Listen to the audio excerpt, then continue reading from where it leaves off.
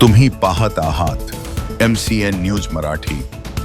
जळगाव जामोद आगारातून तालुक्यातील कुरणगाड येथे शालेय विद्यार्थिनींना मानव विकास मिशनच्या बसमधून घेऊन जाताना बस चालकाचे नियंत्रण सुटल्याने ही बस आयशर ट्रकवर जाऊन आदळल्याची घटना 27 डिसेंबरच्या सकाळी 11 वाजेदरम्यान घडली।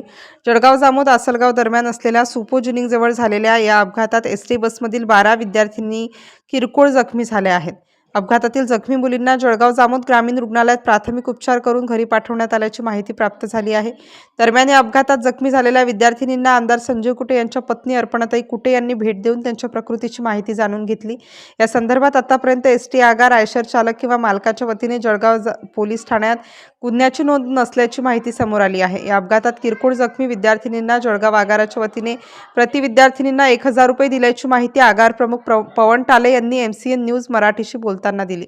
जळगाव जामोद आगारातील एसटी बसची दयनीय अवस्था पाहता या बसमधून शालेय विद्यार्थ्यांसह सर्वसामान्य नागरिकांना प्रवास करणे अत्यंत गैरसोयीचे असल्याच्या प्रतिक्रिया या अपघातानंतर उमटताना दिसत आहेत। MCN न्यूज मराठीकरिता संपादक राजीव वाढे, जळगाव।